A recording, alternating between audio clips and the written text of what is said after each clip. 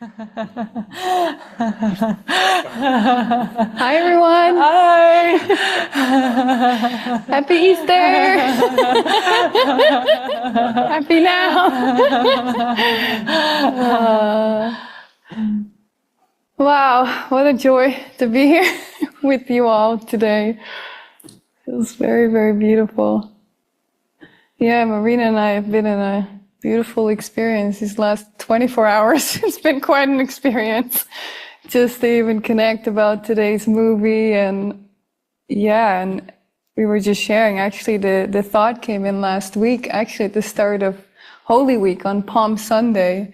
Maybe you could share a little bit too about your experience, but it was actually the day after on Monday we were praying, oh, who might it be for the movie this weekend? And I had a few people come to mind, but then really quickly I heard Marina, I heard the movie, and and you're collaborating with her. I'm like, okay. So it was really a very, very clear message. This is what it's meant to be for this weekend. And yeah, I'm just so grateful to be here with you. And yeah, you called me and I was like, I had this idea. And I'm like, okay. I was like, well, I heard your name, and then I heard the movie, and then I heard me. Would you collaborate? I was like, yes. So here we are. Yeah, but it felt so perfect because on Sunday we had the worship service. And right after the worship service, I was pondering about the week, and I felt like all the week was laid out in front of me, and this week is Easter week. And I was thinking of all the events that seemingly were to happen, and I thought, oh, on Thursday, there is this big shift happening in the community. You know, David coming to Mexico, Emily and Jason leaving to the US, and I was moving houses, and I was like, and that is Thursday, and on Friday is the crucifixion. And everyone was like, what? Marina shared it with so much joy. Everyone was like, okay. It was such a joyful message in my mind, but it was like, everyone was like, what are you talking about? And then I said, yeah, I feel like I'm dying. And everyone was like, what? But I was like, it's a joyful message. In my heart, I was like, it's such a joyful message. The message of the crucifixion is a very joyful message. And then I was with Jesus in my mind, and I felt, I feel like there is a message that you want to show me, and a deeper experience that you want to show me. Use this week to show me as an experience that message. And then on Monday you called, and I'm like, yeah, that's perfect. Let's share the message. Let's receive and give the message. Yeah, it's really beautiful because, yeah, the movie we're going to show today, I'll just give it away. Okay. Yeah. Okay. It's Mary Magdalene we're going to watch today from 2018. And I think many of you may have seen it before. I know David showed it actually quite a few times with a lot of really deep commentary over the last, I think since 2020, I think we watched it a few times. And I just know for myself, I was just remembering, I watched that movie in 2018, I think a month or so before I came to Utah, to Strawberry Fields Festival. And then I came to Mexico to the community. And it's just very dear to my heart because I remember when I watched it in 2018, I went to a theater. It wasn't even shown in the big theaters, this movie. I could hardly find it. I was in Holland at the time, and it was shown in this really tiny art kind of theater, a little bit from my hometown at the time. And I went there, and I was the only one in the theater with two guys. There were three people in the theater, I remember so clearly. And it was so deep for me, like the parable of Mary. I just so related to almost every scene, even though it took place 2,000 years ago. Just the steps that she was walking through and the things that she had to face, and the depth of the prayer in her heart, and how Jesus was answering that prayer every step of the way. It was just so deep for me. And I remember I left that theater just like, yeah, I just, in this mystical experience, I had to just sit in my car for like 20 minutes before I could even drive back home. And then I went back 3 days later, and I went back to the theater and I watched it again. I just had to, like, I want to face this again. I want to see this again because it felt so relevant to my own journey. And I think that's what we're really feeling today with the movie. We kept talking about this movie isn't really an experience. Like, we're going to go on a journey together. We're going to go with Mary Magdala and Jesus on this journey, but it's our journey. Like, we're all going through this journey in our mind. And yeah, and then that one question that was really the core question of our experience, even like talking about the movie and all the meaning and the experience that we've had over these years after saying yes to Jesus and really committing to this path of following him in the truest way and in the truest sense possible. This one line from the movie where Mary asks Jesus, what will it be like, the kingdom? And it's just like, it's beyond the words, it's beyond the metaphysics, it's beyond scripture, it's an experience. And we'll see in the movie how Mary and Jesus actually really join in that experience. And she was his first witness of the resurrection, but this was really her prayer. She wants to know what the kingdom is like as an experience. And I think that is like our prayer for today, for this movie gathering, and everything that Marina and I've been sharing these last 24 hours has been so deep for us too. And yeah, so that's the invitation. Yeah, that's the invitation, and that's the prayer. We all have that question in our mind. That is what joins us here today, that one purpose, to know God. And that is the question that Mary has. She wants to know God, and she is asking what it would be like to feel his love, to feel like we are one with God. But she doesn't really know what it would really be as an experience. So she has a very open mind, and she is very receptive to be shown. And that is what we all want, to be shown as an experience. I'm like, I want to know what love is. I want you to show me. I want to feel what love is. I know you can show me. So yes, like Jesus, show us, show us, show us, show us. Use this movie to take us very deep within and show us what it's like, the love of God, how it feels, and what is the kingdom like. And then also last week, Pete was showing a movie that is called I Can Only Imagine. And also that movie finishes with the song, I Can Only Imagine. And then it says, surrounded by your glory, what would my heart see or feel like? It's like, yes, like, how would it be? Show me. And yes, this movie is gonna show us how it would feel like to be one with God. If we are willing to receive that experience, we can, and we're ready for it, we can really experience this together today.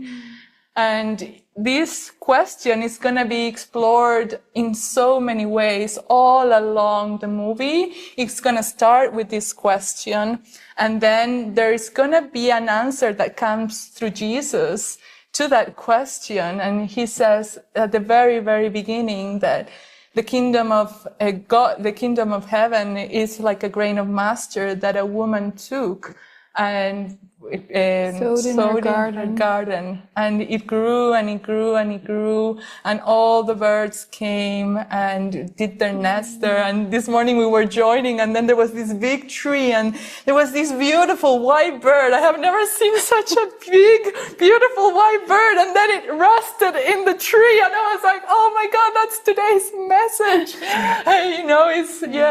The kingdom of heaven is like a grain of mustard that we water every day in our hearts through faith. We carry our faith, and the faith is the one that is going to carry us all the way into that experience of the kingdom of heaven within. But yeah, then it starts with that question, and then we're going to be taken into an experience of that question being answered in different ways in different ways in many parts of the movie into a final scene where there are no words. The communication is wordless, but it's felt. It's a felt, shared experience. Yeah. Yeah, it's like at the beginning of the movie, it's this beautiful scene. You'll see Mary in her family situation, and there's a lot of roles. There's a lot of tradition. There's a lot of expectation on Mary, but in general, but definitely Mary's really facing that. But then Jesus is going to visit the town, and after he meets with Mary, he's just giving this beautiful sermon, or he shares this beautiful message about faith, and it's a really powerful message. And we were talking too, well, that is what carries us through the whole journey up till even the end, when Jesus gets crucified, and then it's like, it's still faith that pulls Mary through to actually witness the resurrection. It's like, it's by your faith that you will be healed. It's by your faith that you will witness the resurrection in your mind. And yeah, we were just sharing too about our own journey. Like, we had to face the same things, and I'm sure many of you can relate to Mary's journey. Like, we hear the calling, we hear the prayer in our hearts, we say yes.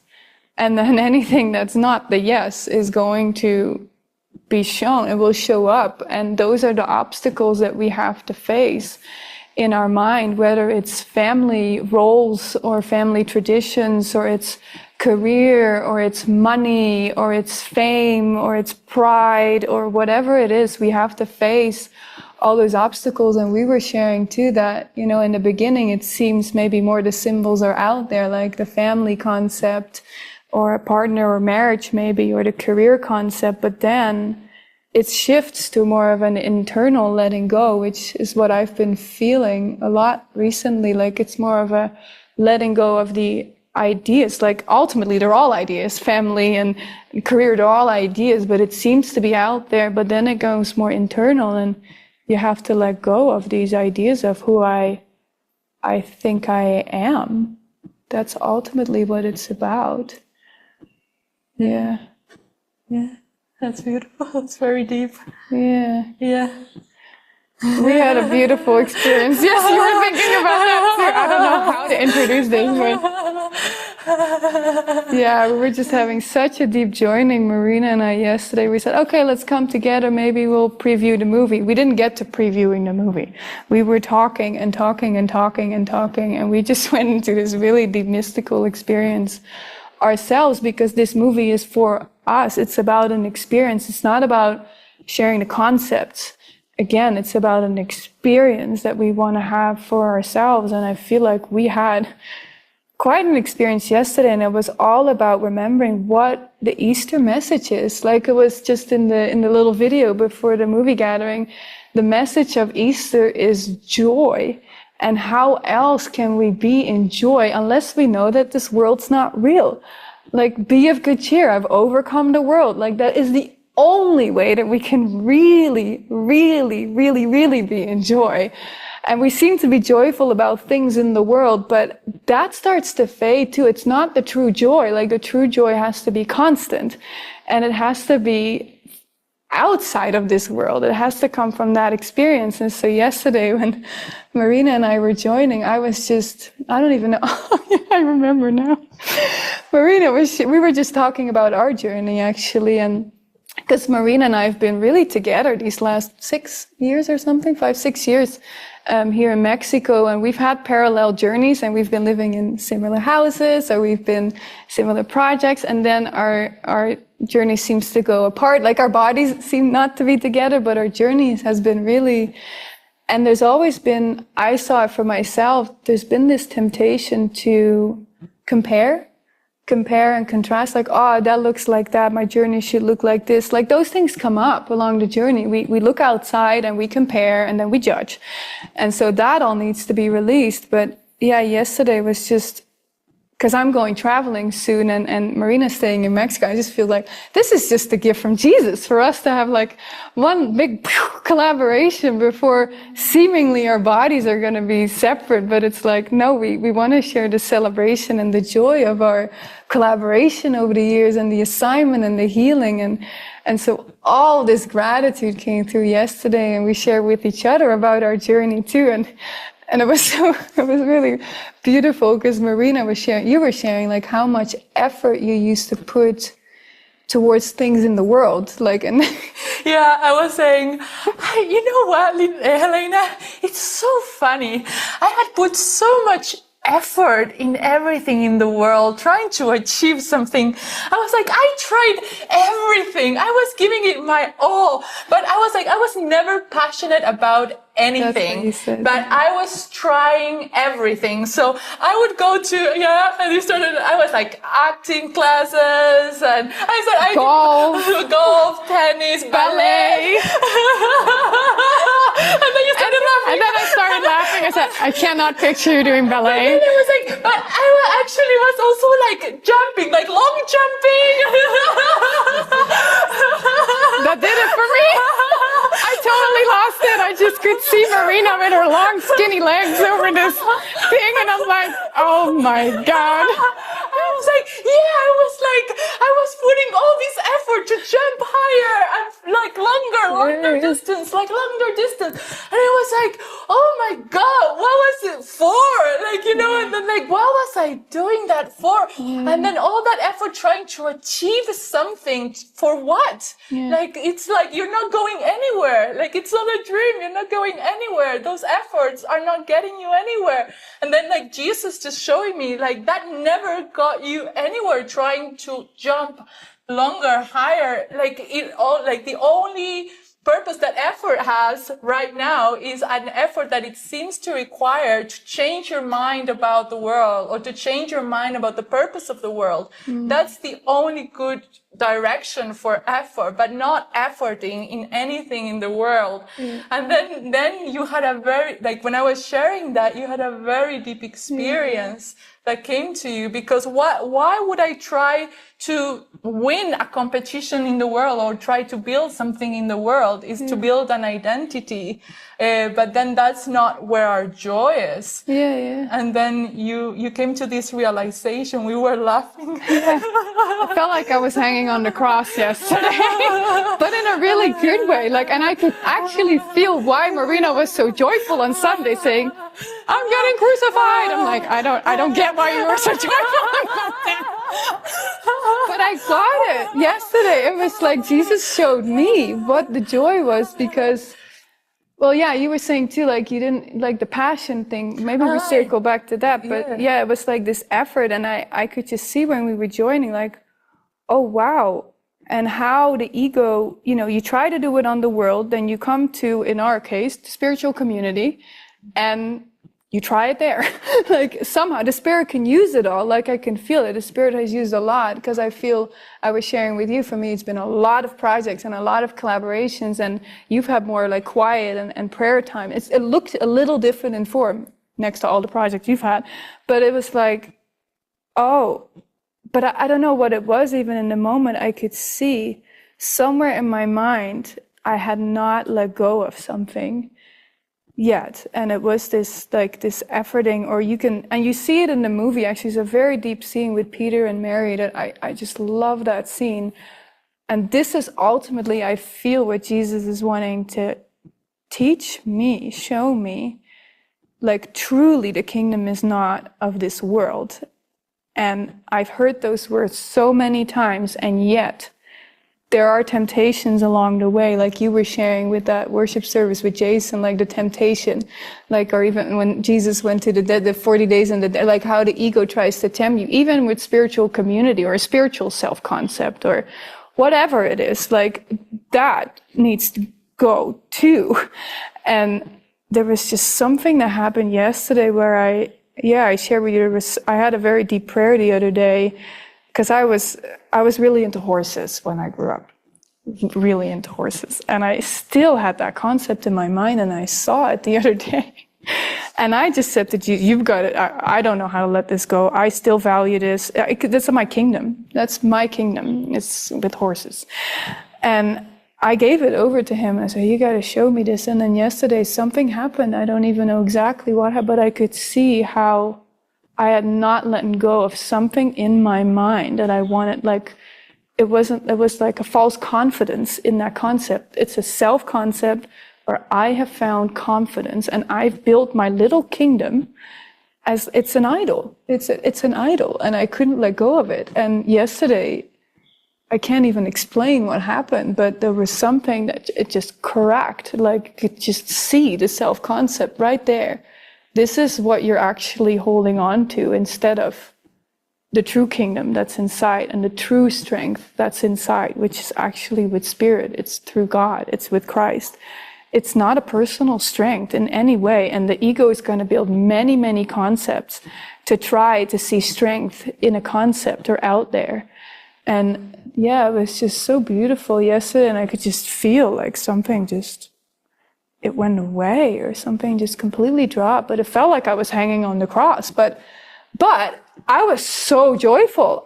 We were laughing and crying and laughing and crying because I could feel I let go of something huge, and I wasn't sitting like this, but it felt like my body was like this, and my heart was so open, and I was like, thank God, I can let go of this. I can let go of this. And it was a very, very deep experience, and we were joining. It's like, wow, of course, when Jesus was on the cross, like, he had overcome this world. What joy to, like, it's not even about the body, like the mind is like, I just don't even know how to explain what happened, but it was just, could feel the joy of the resurrection and the joy of the crucifixion, so to say. Like, it was just joy. It was pure joy that we felt. Yeah. I think we got, there is quite a bit there, because I think before you had that experience, I was sharing how, when I think about the crucifixion, like, for so long, I had thought about the crucifixion like a scene through the eyes of seeing a bleeding Jesus in front of me, and me seeing someone bleed, and then feeling how horrible would that feel, and that there must be sacrifice, like this perception of little perception. And then like now, when I think about the crucifixion, I was even, just then it was so hard to explain it, like that perception, because when I actually think about the crucifixion, I see it from the eyes of Jesus in the cross, and feeling all the love of God in his heart, and beaming out, radiating out to the whole world,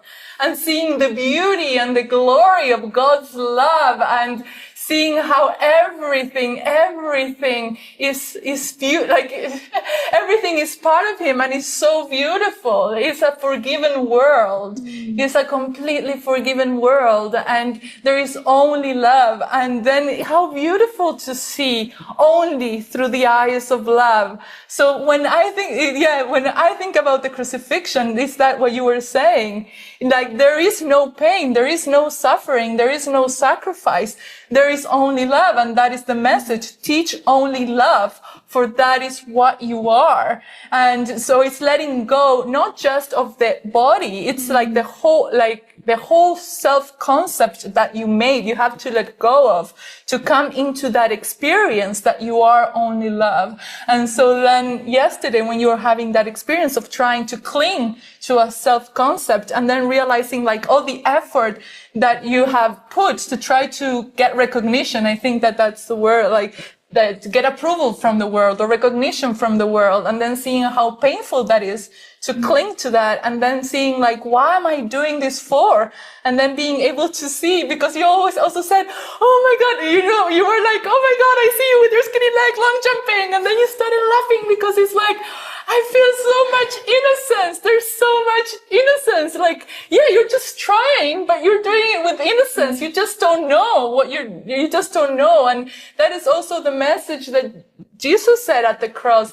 Forgive them, Father, for they know not what they do. They just don't but there is innocence behind it. They just don't know.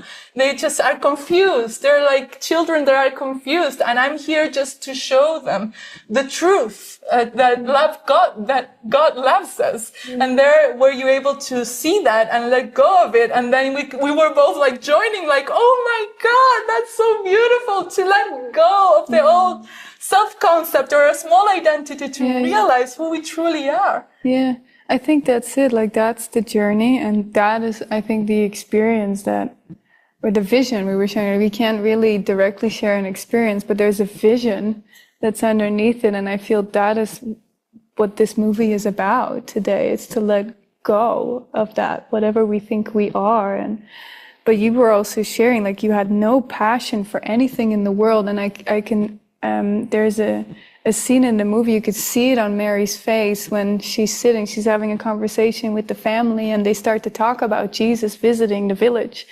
And Mary's face, you can just see it, like she's really alert. Like, this is where she's called to. Like, this is the only passion that's really in her heart. The rest there's no interest for her. There's nothing there in this world. So she was very ready for this message, but also we were talking about everything is orchestrated. I think that's where our inspiration kind of started. Like, the script is written, everything is orchestrated, and only by following the Holy Spirit day to day, moment by moment, can we experience that the script is written. Everything is orchestrated for us. That has been my experience. That's the only way how. Like, again, it's not a conceptual thing or just a metaphysics that we can just simply accept. We're given a very practical pathway of praying. It leads with the prayer. We listen, we hear, we listen, and we follow. But I've had so many experiences that is showing me that the script is written. Even this morning, I was sharing with Marina, I've been having these thoughts this morning. Oh, maybe David will come here to Quantico. I had all these thoughts, and then I hear Marina laugh above me in the other room, and I thought, she's probably on a call with David. And then later, David's coming. Yeah, I heard that. Like, you get so telepathic. It's like, but it's like, oh yeah, and it's not like shocking anymore. Quite honestly, it's not shocking. And I feel like that's the depth that I feel with Jesus' journey. It wasn't shocking for him because the script is written. He knew what was coming, and he shared it with the apostles. This is coming, this is coming, this is coming. He didn't feel betrayed. He knew he couldn't be betrayed. The script is written. He wouldn't let anybody stop him from fulfilling the scripture. And I feel like that to me was like the most powerful thing to realize in these last few days, that wow, no human being could have written this script or like have planned this out from a human perspective. He was simply praying, listening, and following. And through that, he knew what was coming. But why would he have fear if it's a given. Like, and that's what I feel like was so deep when we were talking, even with our own lives. Like, I could have never orchestrated this. Like, never in my whole life would I orchestrate all the events that have happened, all the holy encounters, like all the miracles, all the relationships. It's impossible for a human being to plan this. And yet we try to plan our lives, but we're not happy. And then when we give it over, like the day-to-day listening and following, and yeah, there was something so powerful for me just to realize the extent of, oh wow, it is written and it's already the past. And yet when we're really in that experience, that's when we can really be in joy, because the pressure is off. We're just in prayer. We're just in constant prayer. You show me what you want me to say. You show me what you want me to, you show me who you want me to be with. And that's my life now. I'm just going to follow. And that's it. It's very joyful. Yeah. And that's beautiful, because what you're describing is also what we will see Mary go through. At the very beginning, we can see that there are all these expectations around of her being a woman and in that culture, and that she needs to marry and the life that she needs to have. But we can see that there is an internal conflict that seems to be happening within her, like feeling that she needs to meet the expectations, but knowing that that is not what he truly wants, but not understanding why she doesn't want it, feeling that she should want it, that like there might be something wrong with her. And in the middle of that inner turmoil, she goes deep into prayer. Like she just prays and prays and goes to the temple and even gets judged for going to the temple to pray, to find the answer within her heart. So she is praying very, very, very deeply in her heart for an answer. And from that prayer, everything seemed to be laid out in front of her. Like Jesus is gonna come into her house and actually give her an opportunity to share what's on her heart. And you will see how she shares, like she feels like sad or disheartened. Like she was like, I wish that there was demons inside of me because I feel shame, she says. I feel shame. I'm shaming my family because I cannot meet their expectations. And then Jesus, with all the love and compassion, sees like there is no demons here. Like there is nothing wrong. You are just, like she just wants to know God. And he doesn't even have to say it, but he asks her, like, what is it that you want? And she's, at the very beginning, she says, I don't know. Like she shares all her private thoughts. Then Jesus asks her, what do you want? What do you want in your hearts of hearts? What do you desire? And there is that she says, I want to know God. Boom, there it is. The path is set for her. Like she is setting the goal up front. I want to know God. And when I was saying to you, I was never passionate about anything in the world. The only time that I felt passion rise inside my own heart is when I made that decision, or when I decided I want to know God. And then I became very passionate about that. I was like, yes, I want to know God. I want to know the glory of God. I want to experience it all. I want to experience all the love, the infinite love of God. And we will see with Mary, the whole journey is our journey of faith, of devotion, of transcendence, with Jesus, of showing us the transcendence. We can transcend the belief in this world through forgiveness and be shown the infinite love of God in our heart. But we do require faith. And that also reminded me of the time where Frances was in Australia, and she had met David, and she was with Jason. I think she was with Jason in a supermarket, and she was saying, I really want this. What would it take? She says. And it's the same question, like, what would it, I want to know God, but what would it take? And then Jason says, trust. Do you trust David? Do you trust me? And then she did. And then she took all the steps that she needed to take. Let go of the husband, let go of the house, let go of everything that she needed to let go of in faith, in trust, to be shown an experience of transcendence of this world. And so, Mary will have to go through the same thing. You will see it at the very beginning. When she sets the prayer, I want to know, she prays, like the answer came, Jesus, all the love comes right in front of her house. And then she says, I want to know God. Next thing you'll see very clearly is gonna be Jesus talking about faith. You will require faith. If you would like to experience the kingdom of heaven, you need to have faith. Faith will take you all the way, but you need to have faith because there is no past reference. Like you can't put the past into an experience that is meant like into the present moment. Like you cannot bring the past to the present moment. You have to let go of the past. So there is no reference to it. So every step that we are guided to requires faith because it's faith in what we cannot see.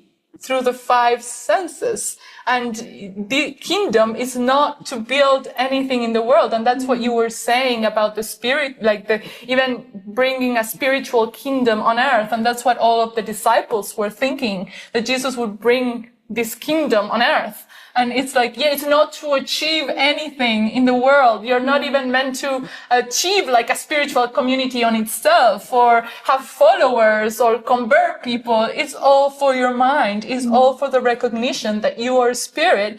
And this world perceived through the five senses is an illusion, is a smoke screen, and it's not really there. So how do you even move forward? It's like faith, because you are literally, it feels like you're going blind, like you can't really see where the path will lead you, but it will lead you where you want to go, which is into the present moment and into the love of God. So yeah, Mary is gonna be a beautiful demonstration for us, but it's through her experience, we can really take this movie to use it, to really, really use it, to go into an experience, because we can learn from her experience. We don't need to repeat her experience. And that is what Jesus says about the crucifixion and the cross as well. I am not calling you to do the same act that I did. I did it for you to demonstrate in the most terrible circumstances that judged by the ego, that you cannot be persecuted, that you cannot be abandoned, that you cannot be rejected, that you cannot be betrayed, because this world is not real. The only reality that there is in spirit, and that is what I'm here to demonstrate.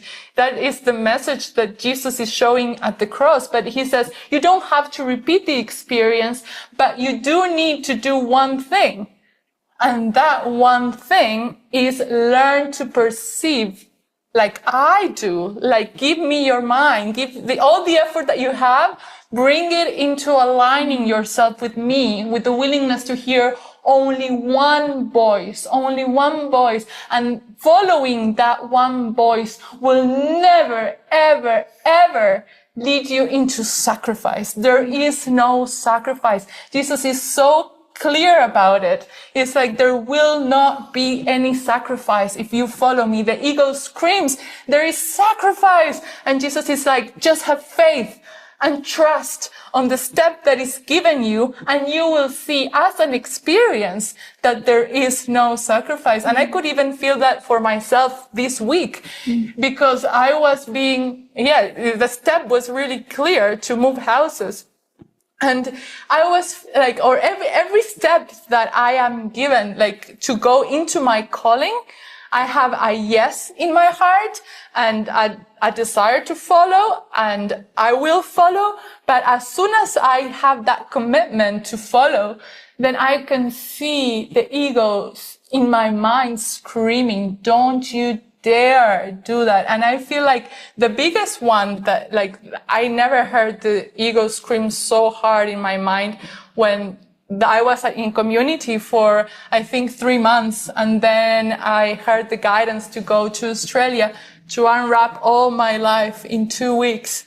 And then I go, and I was there, and I was selling everything. Like Jesus says, sell everything you have and follow me. And I was there, like, selling everything I had to follow him. And I was like, the ego was like, this is insane. All that effort, all that sacrifice that you did to build all this life, and like, for what? For nothing. You had nothing to show for. Like, you're gonna let all of that go, all of your identity go, for what? And it's like, oh my God, yes, like, there was sacrifice, like, I was sacrificing my joy to build all these things that got me nowhere. So I was like, okay, I will have faith that this will carry me through.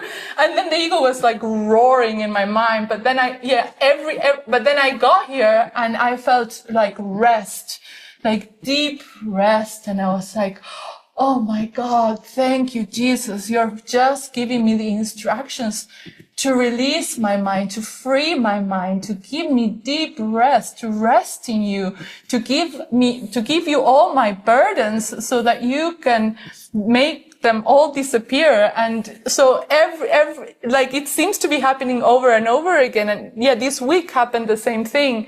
When I was called to moving houses. Like it was not about the house. It was more of like, I felt like I was saying yes to fulfilling my life's purpose. That's how it felt, like this move of a house.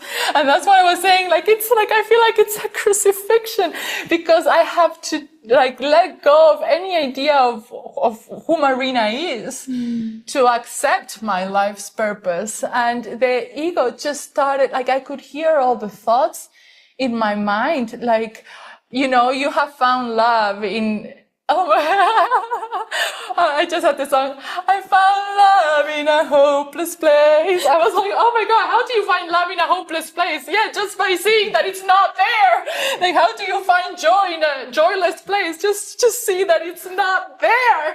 So yeah, okay. This was Marina's Holy Week. It started on Palm Sunday. It's not even Easter Sunday. No, but I was like, okay, my week is set and I'm gonna go there in faith. And then the ego is like, oh, but like if you're gonna move, there's gonna be sacrifice and all these people that are living your lives, and you know, like there's gonna be a new configuration. All this thing that you feel right now is gonna be gone. Like you're not gonna feel it. And then starting having like all these thoughts about my body, and I was like, oh my God, like I could feel it. Like I was believing part of these thoughts because my heart started to contract. And I was like, Jesus, help me, help me, help me. Like deep prayer, like Mary at the very beginning, having that turmoil and going deep into prayer. And then as soon as I exposed it, then like I joined with a mighty companion just to share the thoughts. Like it was me saying to Jesus, please take this away from me. I don't want to hold to any of this. I just want to find the peace and the love and the joy in my heart. And as soon as I share it, everything that came after were blessing after blessing after blessing.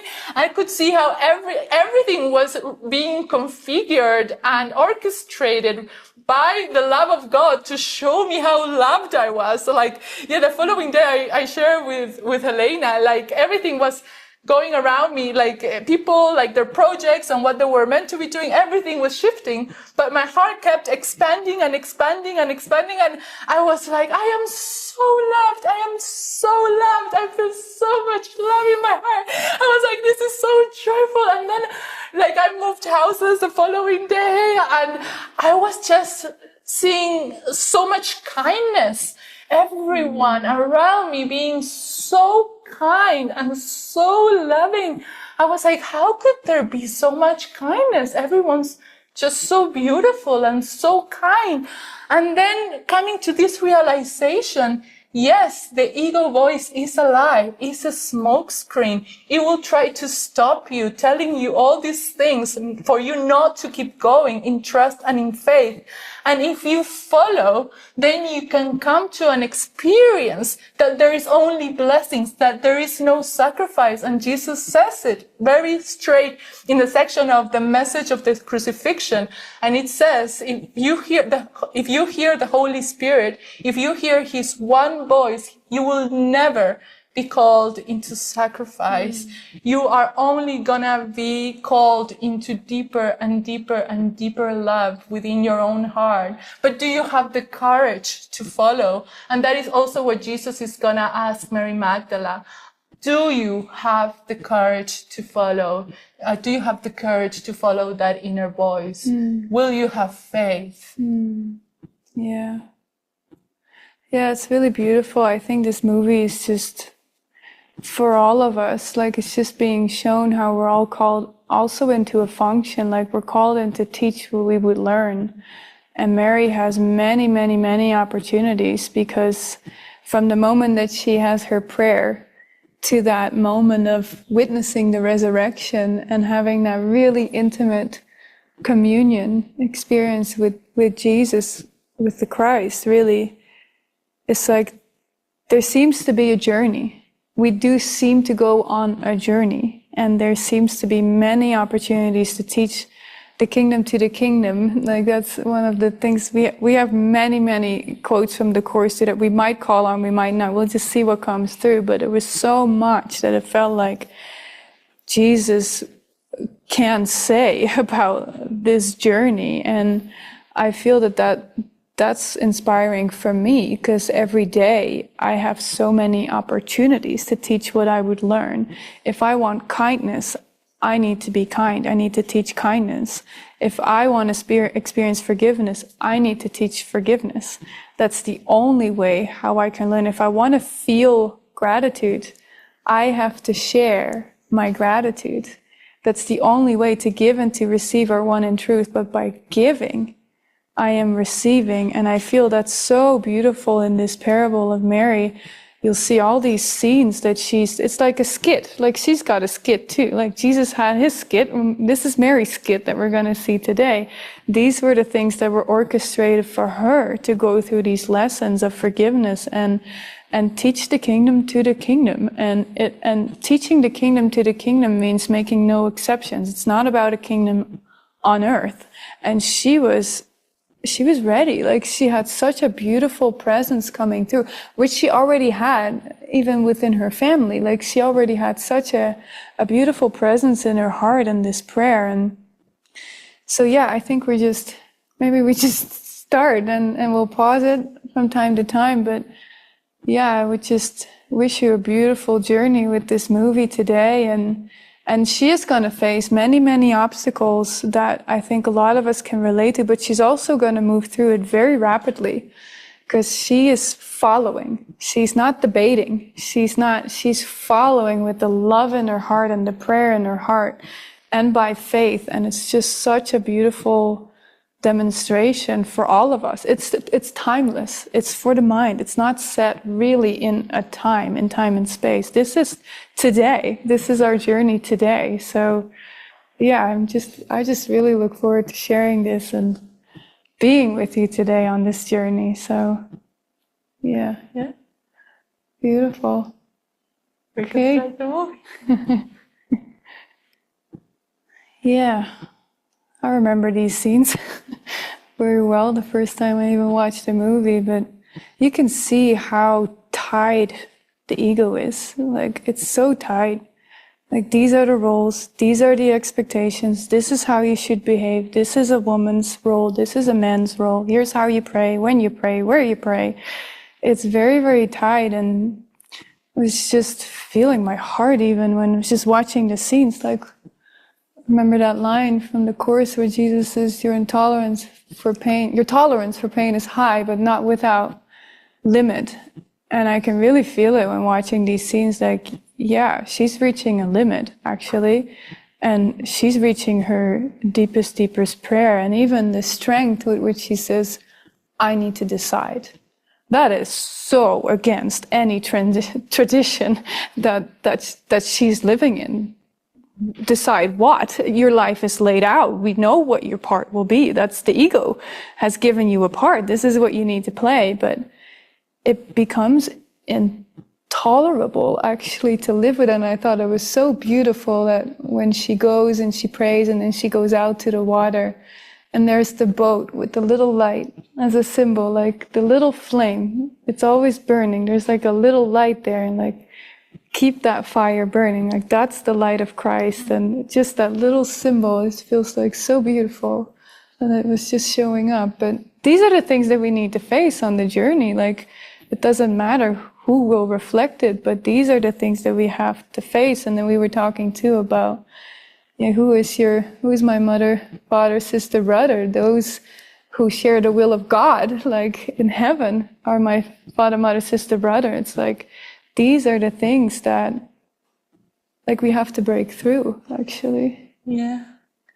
And it's so beautiful there too, because we can see how she had to find the inner strength to be able to say, I cannot marry him. This is not, that life was not meant for me. And just to come to that admission and that decision, like that one decision that will free her from all illusions, that one choice that will bring her to truth. And the ego will say, like, you can choose the partner, or your family can choose the partner, or there can be a life built here, but they're all the same and they lead you nowhere. And that is the roads that lead you to actual death. And like, it feels like you're dying in the mind because you're not joyful. And that is what death is. It's not really of the body, but it's a state of mind. And deciding not to follow the ego's advice and decide in favor of God, that is what will bring the joy inside your heart and the life inside her heart. But then she would have to face the ego resistance to that statement. Like, she is starting to come to that decision of what she wants, but the ego is going to try to resist that at all costs for her not to follow that light. But she keeps it burning, and that will pull her through. Yeah. So even when she says that, I don't know if you guys can feel it, but just when she says, I was not made for that life, it's like, oh, yes, like in my deepest being, I can feel that I was not made for this life on earth. I was not made for death and sorrow. Like it's even beyond the form. I wasn't made for this life. I was made for eternity. Like, I was created, but I just feel like something is really deeply resonating with that. So yeah, we're just gonna watch now how she's gonna face a little bit of the ego's resistance and tyranny, but also the answer to her prayer will come very soon. Yeah, like it just also shows like how the egos go from suspicious to vicious. Like at the very beginning, like the brother was like, you can't do this, you have to marry Ephraim, but then that's the suspicious. But when she says, I am not meant for that life, then we will see the ego get vicious in her mind. But but love will pull her through, but we can see how it unfolds. Yeah, I feel I have seen things that I haven't seen before, and one of them was when she was, the brother thinks that there is a demon inside of her, and then they're trying to expel the demon out of her by dunking her into water. But what the words that they were saying is, be silent, be silent, be silent. It's like they're trying to silence this voice inside her own heart. The ego is trying to silence it. I was like, oh wow, I have not heard those words in that scene before. And then after that, when she was laying like completely disheartened by what she had just experienced, she just shared what her heart was, what was in the inner parts of her soul with the family, saying, I can't do that life. I can't do what you expect of me. And in that place in her mind, then I found that it was very curious that it was the father that said, let's bring the healer. The father was like, she is not talking to me. Let's bring the healer. But the family, or how the ego sees healing, is like there would be healing accomplished, says the ego, if she meets the expectations. If the body is healed, if she treats me like I want her to treat me, then there would be healing. But they don't realize that what healing really is about. They were calling for healing, and they brought Jesus into the house. But healing is for the mind. Healing is not for the body, and healing occurs the moment that the therapist forgets or to judge the patients. Like, there is no judgment in that situation. By Jesus, there is pure acceptance and pure love, seeing that nothing is actually going wrong, and that there are no demons, that is just the spirit that she's just longing for God. And she needs to follow God, and that just requires her faith. And then that's the first time that we hear that word that is going to be throughout all the movie. It will require her faith. But she just encountered this beautiful witness of Jesus saying, you know, just keep your faith. And now the sister comes and is telling her, like, you know, the marriage can still happen. And now, you know, Mary will have to see, will she keep her faith in that inner still voice inside her own heart? Yeah, so beautiful. It's just wanted to read a little section from the course because like it just reminds me like she's taking her step and she's gonna go on a journey now, but the Spirit will provide everything for her. She has a very specific part that she's meant to play in the plan, and that's the same for all of us. So I just want to read this because it just really touched me. It's from chapter 12, Seeking and Finding.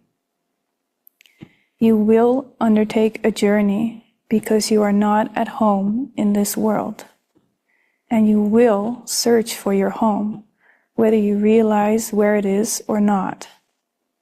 If you believe it is outside you, the search will be futile, for you will be seeking it where it is not. You do not remember how to look within, for you do not believe your home is there. Yet the Holy Spirit remembers it for you, and He will guide you to your home because that is His mission. As He fulfills His mission, He will teach you yours, for your mission is the same as His. By guiding your brothers home, you are but following Him. Yeah, it just feels very beautiful. And Marina was sharing earlier with me too, even the scene with the water, like how she got dunked in the water by the ego, but see how Jesus can use anything and everything gets retranslated when we follow Him. It's so, with such grace. She's being baptized in the water with such light, with such gentleness and kindness and love, as a reflection of her yes and acceptance. Okay, I've accepted this now, and now I'm gonna take this journey. So, yeah. Also, at the very end, I think it was Judas says, don't look back. And that's what Jesus says to us. Don't look back, because what awaits you is what you've been longing for. Yeah, so she is set on her way now. Yeah, it's beautiful because in that conversation we can see like we are all being called to follow Jesus, and that means leaving the past behind. And there Judas was saying how, you know, Peter had to leave the family behind, and she needs to leave the family behind. But it's the form, like there is a deeper love that joins us all, and nothing can really be lost. We are all still in communication. As we follow this journey, we are shown that loss is impossible and that communication in the mind is ever present. So that journey is being taken in faith and trust by Mary and by all of the apostles and the disciples. And we can also see, when you were talking about Mary, how gracious it was when Jesus was baptizing her. And also I could see how gracious Mary was when she was communicating what she really felt in her heart to follow Jesus. Like there was no debate with the father or with the sister or trying to convince or explain the path. It was unequivocal and it was very direct, and I have decided, I am set on my way. I love you and I need to follow. And that is what's truly loving. That is where the love is, in the spirit, and to follow Jesus. It's much different than thinking that love is in people and in persons and in configurations and compromise the calling of the heart. Imagine if Mary would have stayed with the family, there could only be resentment building in her heart, and that can't be love. That is not love. So again, it's like, show me what is love, show me where the kingdom is. And for you to show me, I need to follow. And that's what Mary is showing us. She is following to be shown the truth, to be shown what is love, to be shown what the kingdom is like. Yeah, it's really beautiful because I can see now too that, she had nothing on planet Earth that she felt called to. Like that she was already seeing that for herself. She was already having this inner experience of God. And you can see in that little interaction there with Judas where he's right away talking about this kingdom and I will see my family. There's a lot of expectation in the mind around what the kingdom might be. And she's quiet. You can feel her presence. She's quiet, but it's almost like I can hear.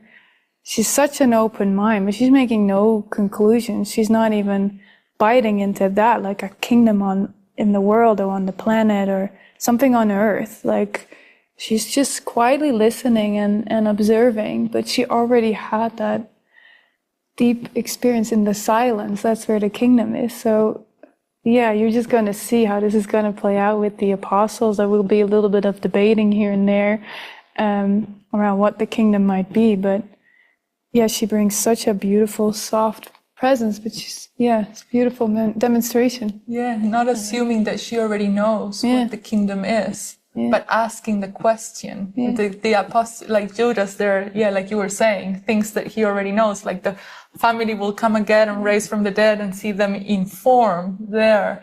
But then Mary is so open-minded. It's like, I don't know what the kingdom is. Show me what the kingdom is. What will it be like? What it will be She's like. going to ask, Yeah, we can continue. That conversation was so beautiful between the two of them. We could see Mary was describing this scene when they were looking at the lake. And she was saying how when she was a child, she would play with their brothers and they would go into the water. And she was actually describing the very scene we saw in the movie, how they would go into the water and she would want to go very deep just to feel like she didn't have the body, that she was not bound by the earth. And then she would rise up into the light. And then she says, is that how the kingdom feels like? So then Jesus says, no one asked me how it would feel like, but it's gonna be answered. That question is gonna be answered. And also it's so beautiful to see in this conversation, how Jesus listens to Mary and everything that she says is welcomed. And how Mary had to face this being silent many, many times. At the beginning with the family, trying to share her heart and her thoughts and not being like trying to be silent. Like that we don't talk about these things here. And then when she tried to share the thoughts with the apostles even, like you don't understand what you're talking to. You just got here, like dismissed and silenced. But then so beautiful when she shares her thoughts with Jesus. Then she says, oh, the woman won't get baptized because all of these men. And then as soon as she says it, she says, oh, forgive me. Like I shouldn't have said that. But then Jesus is gonna use that as a beautiful demonstration that her thoughts are welcomed. And that would be a beautiful demonstration for her and the apostles too, of how everything can be used. And guidance also can come through when we communicate and we share our thoughts. I feel, it's so beautiful how, again, we have the question what the kingdom would be like. And Jesus already said, if you want to know, you have to have faith. And also, if you want to know, you have to follow. And now he's saying, if you want to know what the kingdom of heaven would be like, you need to forgive. You need to forgive your brother for what he did not do. But you have to come to that realization by following his voice, the one voice, following God, obeying God. And then again, if God says, follow my instructions, and my family and friends or husband says another thing, who should I follow? And then it's so radical and uncompromising. You follow God, and this path is very radical. It's very, very radical because is going seemingly against what the world teaches us, that what is good, what is bad, what is right, what is wrong. And Jesus is going beyond all of that and just saying, trust me and follow me and I'll show you. Yeah. I had a few paragraphs that were coming to mind with this scene. It's from darkness to light. I feel like it's a very famous line that we've heard, I think, over the years. The way is not hard, but it is very different. Yours is the way of pain, of which God knows nothing. That way is hard indeed, and very lonely. Like that was what the woman was kind of sharing and reflecting, like it's hard, it's lonely, like how do I even do this? Fear and grief are your guests, and they go with you and abide with you on the way. But the dark journey is not the way of God's Son. Walk in light and do not see the dark companions, for they are not fit companions for the Son of God, who was created of light and in light. The great light always surrounds you and shines out from you. How can you see the dark companions in a light such as this? If you see them, it is only because you are denying the light. But deny them instead, for the light is here and the way is clear. The children of light cannot abide in darkness, for darkness is not in them. Do not be deceived by the dark comforters, and never let them enter the mind of God's Son, for they have no place in His temple. When you are tempted to deny Him, remember that there are no other gods to place before Him, and accept His will for you in peace, for you cannot accept it otherwise. Maybe I'll read a little bit of this. It's actually from the same chapter, but what will it be like, the kingdom? Oh, my child, if you knew what God wills for you, your joy would be complete. And what He wills has happened, for it was always true. When the light comes and you have said, God's will is mine, you will see such beauty that you will know it is not of you. Out of your joy, you will create beauty in His name, for your joy could no more be contained than His.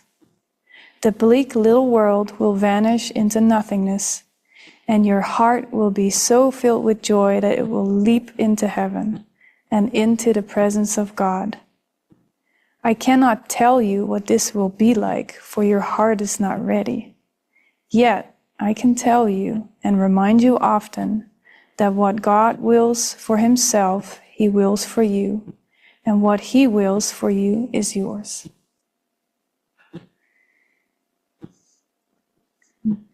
That is even what Jesus was saying in the movie. Like, will you align with the will of God so that every act of love, every thought of care is taken in union? Will you align yourself to the will of God and recognize that His will and your will are the same will? Align yourself to the will of God. Okay. Continue. Jesus was saying, I saw it so clearly. The path goes into darkness. It's through the darkness to the light. And then after He says that, Mary says, and I'll be there with you. I am with you. And then Jesus says, Jerusalem. The path leads into darkness. As the world would see it, like the mind has to go into darkness. There is darkness that is going to be brought up into awareness to be released. There is so much light that is gonna pierce through the veil. And for it to come through the darkness, like the light pushes all of the darkness up so that the light can shine. And Jesus is the light of the world, and it's gonna bring light to every corner of the mind. But we will see how the ego will roar up just to try to push that light out of awareness. And it's so beautiful, that relationship they have. It's like, even though, we walk through the valley of the shadow of death, I will fear no evil, for the Lord goes with me. And and Mary saying, I'm with you too, and I'm gonna be with you all the way. That's what mighty companions are for. Walking this journey together. I just feel like so much joy in my heart when Jesus says, Peter, I'm going to send you out with Mary. It's like my heart just like, I feel this joy. It just lights up because, this is the Spirit. He will send you out 2 by 2, and the mission is for your mind. And look how Peter immediately thinks of Jerusalem. That's where we're going to gather more people. It's like there's a motive in the mind. There's an earthly, egoic motive in the mind that is probably just not fully conscious. Like, it's not that Peter's doing anything wrong. It's just not fully conscious of what this assignment is actually for and what Jesus is truly teaching. And he says in the Course, there were many things the apostle did not understand. They weren't ready to hear the message. There were many things they did not understand. I actually read yesterday, even when you read the Gospels, remember, there were many things they did not understand at the time. But I don't know, I just love this scene because this is going to be a total rewiring for Peter. He thinks he's going to teach somebody outside of himself, outside of his mind. That's his starting point, which is okay. The Spirit can use that, and he will use that. And so him and Mary are paired up. It's the perfect combination, it's the perfect collaboration for the lesson that they're about to teach and learn. And did you want to say something? No. Okay, I just wanted to read this because, it's this paragraph is just really lighting up for me this scene was lighting up to me when I saw this paragraph. It's from chapter 7, the state of grace. It's about teaching the kingdom to the kingdom, and what does that actually mean? I call upon you to remember that I have chosen you to teach the kingdom to the kingdom. There are no exceptions to this lesson, because the lack of exceptions is the lesson. So it's not about bodies and certain bodies to teach. There's no exception to this lesson. Every son who returns to the kingdom with this lesson in his heart has healed the sonship and given thanks to God. Everyone who learns this lesson has become the perfect teacher because he has learned it of the Holy Spirit. When a mind has only light, it knows only light. Its own radiance shines all around it and extends out into the darkness of other minds, transforming them into majesty. The majesty of God is there for you to recognize and appreciate and know. Recognizing the majesty of God as your brother is to accept your own inheritance. God gives only equally. If you recognize his gift in anyone, you have acknowledged what he has given you. So I don't know, it just feels like we're going into this really touching scene. It's like grace, like mercy. That's what Peter said. He's having a demonstration of mercy. Where they're going to go next. Yeah, and it's also beautiful to see that it's also about, not teaching anyone outside, but it is about forgiveness. So Peter is going to have to go through a process in his mind where he has to go to that point where I was wrong about Mary. I was wrong about what I thought of her or the judgments I held in my mind. And so Mary is going to be a beautiful demonstration for Peter. And then there's going to be this release in the mind so that they can really feel joy. And that was what it's all for, to get in touch with that union, with that love, with that intimacy. It's not, like you said, about teaching anywhere outside of yourself, but it's just about accepting the lesson in the mind through forgiveness. And then also Jesus says that light of the world will give peace to every mind through my forgiveness. Yeah, it's like, again, the kingdom of heaven is not outside of you. It's not in the future. It's in this present moment. And if you think it's in the future, you will hold back on giving mercy and giving grace. But if you know it's all in the present moment and it's actually with my brother, then you'll see all the opportunities to share that state of mind and to extend the grace of God. Like, there won't be any holdback anymore because there's no goal outside in the future. Even yesterday we were thinking, let's watch the movie. Like 4 times. Yeah, because like to prepare for tomorrow. That did not happen. We were in the kingdom in the moment. But then we're like, okay, so we were joining, and then like we were about to watch the movie. I was like, wait, Hold up. I can't watch the movie. I was like, I don't know, let's just pray. And then I just like, I can't watch the movie. I just need to, and I just started expressing all of my gratitude to Helena. And my response was, I can't receive it for some reason. I could feel it. We were just sharing our thoughts. And I was like, that's okay. And we're like just holding hands. And then, we were just praying. And then like after I shared all of the thoughts and all of the gratitude, then we paused. And then you started speaking. Yeah, I had a lot of emotion come through and a lot of gratitude for Marina and for the journey and just a lot of emotion. And then, I don't know, my hands started tingling. I felt like almost my body got translucent. And then you said, now you've received it. And we were just, wow, we just had to give it away. You can't receive without the giving. And the lesson yesterday was to give and to receive, or 1 and 2. It's like, oh, but he puts give first, like to give and to receive. It was a very beautiful experience. Yeah, it was a full experience. Wow. Yeah. And now Mary and Peter are going to show us that as well. Giving and receiving are the same. Yeah, that really touched me when Mother Mary says you love him and then you have to prepare to lose him.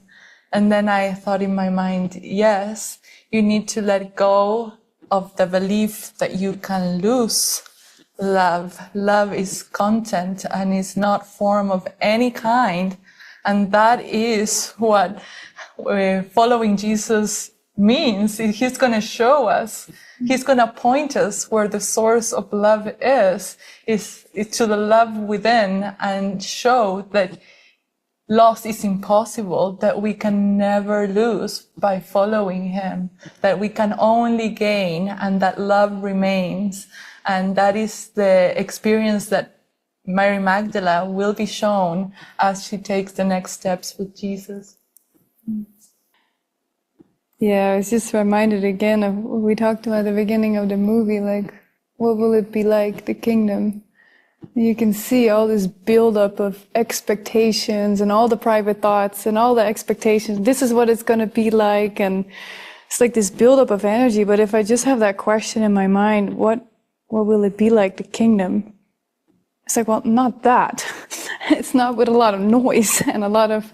So, I don't know, that one question can just... I don't know, it's like such a guiding question in our mind, like every day. What will it be like? Well, how does it feel?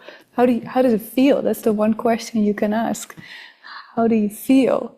So I think this is really beautiful, just to see how much the ego, it's like build, but that's not what it's going to be. And of course, Jesus is going to use it as a teaching device, and we all know the famous scenes that are going to happen. But yeah, I just wanted to pause it there for a moment, because I can just feel inside of me like, wow, but if I have that question in my mind, that can actually guide me through every scenario, every situation. What will it be like? And you can feel a sense of peace, even with the question, like the answer is right there in a way. They go together. So, yeah, I think we'll just let it play. Do you have any more thoughts? Well, because I feel like that question, what would it be like, just opens up the mind. Instead of going into any situation already thinking that you know what the situation is for, having the question what it would be like show me what you want to show me the truth, show me the answer. I don't know what is meant to happen. I don't know what's going to open up my heart. I don't know what's going to bring me into stillness. So show me. I am fully open-minded for you to show me. And so I feel like that is the beauty of that question, that it can open up your mind to be shown what it is, instead of already thinking that you know. And that's what some of the apostles are thinking, that they already know what the kingdom is and what it should be like, and all of this expectation building. And then Mary is the demonstration of an open mind of, okay, I feel like it's about peace. He's talking about the Prince of Peace and a new kingdom. And then, okay, show me what it is. And with all these expectations, the disciples will be disappointed. That's expectation comes with disappointment. They go together. It's yeah. Okay, let's see. Yeah, I was just having thoughts from even the scene a little earlier with Judas going to Jesus, or even how they were talking together, the apostles, after that happened at the temple. And I don't know, just for myself, even just to see where there's still any investment in any outcome in the world, just to see where that is still showing up. This is what I wanted, this is not being met. Then there's disappointment. But yeah, it's so beautiful how Jesus and Mary are just really joining in the truth. Okay, this is the script is written, and this is what's going to happen, and don't try to stop it. I'm not invested in the body to survive or anything. The body is just a symbol of the world. I am not invested in an outcome in the world. It's about the mind being resurrected. It's the resurrection of the mind. That's what we're celebrating with Easter. That's what we're celebrating today and tomorrow, and what we can celebrate every day. That's the true resurrection, and that's where we can truly join. You can see there's no joining in the outcomes. They all conflict. It's conflict. But the peace is where there's, okay, let's just pray. Let's go into prayer and just follow what's truly given. Yeah, and in that Last Supper, in that scene, they were saying, love is eternal, love is eternal, love is eternal. Yeah. And it's Jesus knows that love is eternal, and he's just gonna go through the skit to demonstrate to the mind that love is eternal. So he needs to play his part to demonstrate, teach only love, for that is what you are. That is the message that he is teaching. He is called to teach, so that he will receive it. And so, then the apostles are concerned about the body. What happened with the body? And save the body. We will let him die. And Jesus is it's not about saving the body. I'm just here to demonstrate that you have no power over me. You have no power. The ego has no power over me. This world has no power over me. I have overcome the world, and I'm here to demonstrate that I have overcome the world.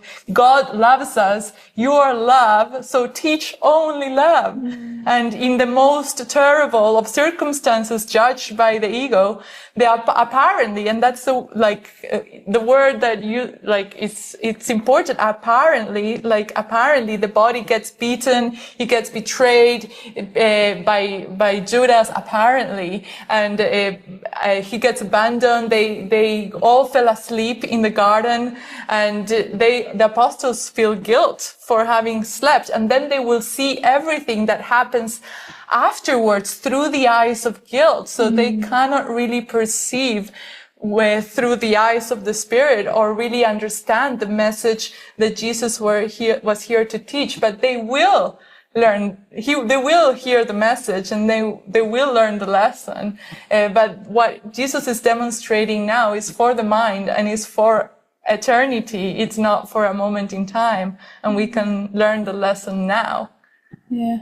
Yeah, and I was thinking to the extent that I am invested in an outcome, to that extent I will be upset and I can't see the true message. So it's just showing where am I still invested. Like that's all that it is. I'm just being shown. Even by watching this movie over and over and over again, almost every year, I can see there is a washing that has happened. Even with that scene with Mary and Peter earlier, I told you, like years ago, I was a little bit more like Peter, like, yeah, you can't, look, okay, what's that? Like, you feel the mercy, but it was still an investment in an outcome, or like in a kingdom in the world. But yeah, the more and more we follow Jesus and these things are being washed away, like the more clean our desire becomes. It's like the more relaxed we can be, and then we can just watch the skit without feeling so upset. So it's only like, just see how you feel. It just points to what we believe in the mind. That's all that's happening. So I just appreciate watching this movie over and over and over again, just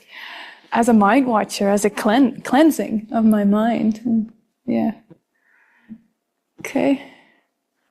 Yeah, I just feel like that scene that we watch is so beautiful, because we could see Mary, when Mary got hit in the Garden of Gethsemane, and then she sees Jesus.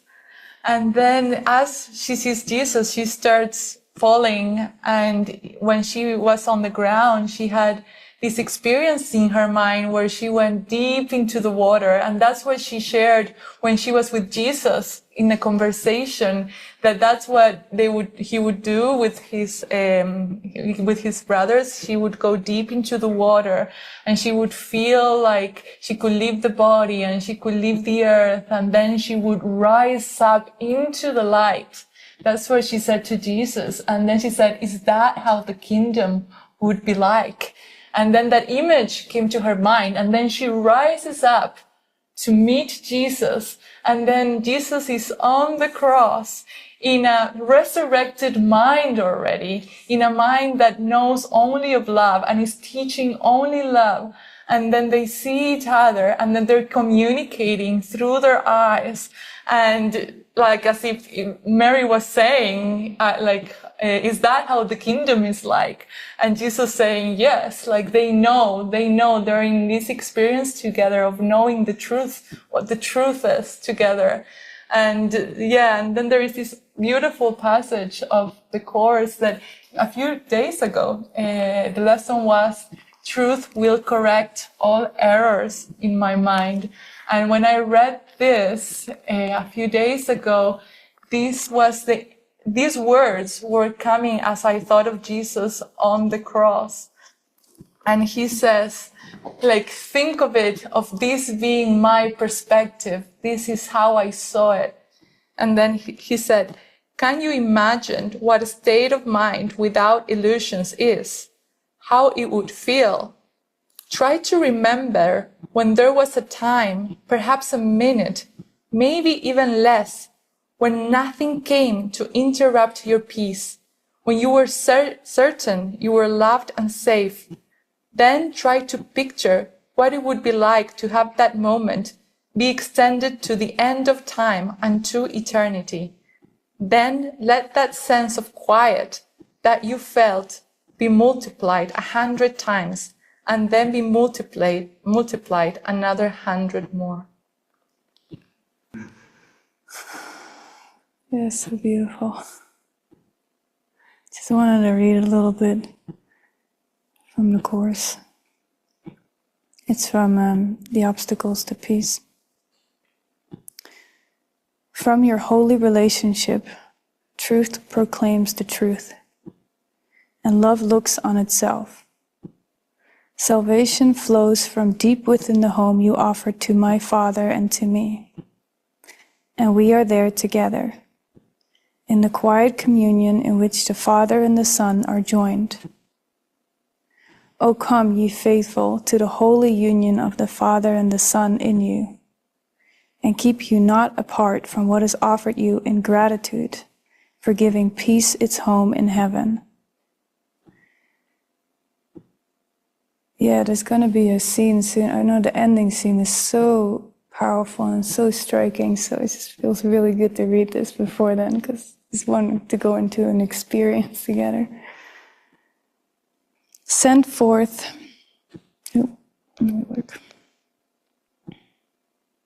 Send forth to all the world the joyous message of the end of guilt, and all the world will answer. Think of your happiness as everyone offers you witness of the end of sin and shows you that its power is gone forever. Where can guilt be when the belief in sin is gone? And where is death when its great advocate is heard no more? Forgive me your illusions and release me from punishment for what I have not done. So will you learn the freedom that I taught by teaching freedom to your brother and so releasing me. I am within your holy relationship, yet you would imprison me behind the obstacles you raised to freedom and bar my way to you. Yet it is not possible to keep away one who is there already. And in him it is possible that our communion, where we are joined already, will be the focus of the new perception that will bring light to all the world contained in you. And there's a little paragraph from the little garden. You have reached the end of an ancient journey, not realizing yet that it is over. You are still worn and tired, and the desert's dust still seems to cloud your eyes and keep you sightless. Yet he whom you welcomed has come to you and would welcome you. He has waited long to give you this. Receive it now of him, and he would have you know him. Only a little wall of dust still stands between you and your brother. Blow on it lightly and with happy laughter, and it will fall away. And walk into the garden love has prepared for both of you. That's so beautiful. She kept the faith. She kept the faith all the way through. Like seemingly she couldn't see the body of Jesus, but she kept the faith. That's why she could see him. And then Jesus says, oh, you didn't lose heart even now. And then they looked at each other, and then it's like, what would the kingdom be like? And there's joy. The joy of knowing the truth, of knowing that this world is not what it seems to be, the truth of knowing that God is real and death is not real and the Son of God is free. There is freedom and joy. And then she says, now she has a message. Now she has a message to give and to receive, and she is so uncompromising. She delivers the message, and she says to the apostle, I just hope you receive it. I just need to deliver the message, and I won't be silenced, and I will move forth. And then we could see the imagery of her rising into the light, like in the water, and rising into the light, and taking all her brothers with her into the light. Like it's time to rise up into the light now. It's time to rise up into the light now. Yeah, this is it. It's our Easter message. A message of joy. That's why we could be so joyful in the crucifixion yesterday and last Sunday and any day. It's a message of joy. It's a message of joy. It's a joyful message. Thank you, Marina. Yeah, thank you. It was a joy to do this with you. Yesterday we were saying it's a celebration. Thank you. A lot of gratitude. Yeah, thank you everyone for being with us today. What a gift. Thank you.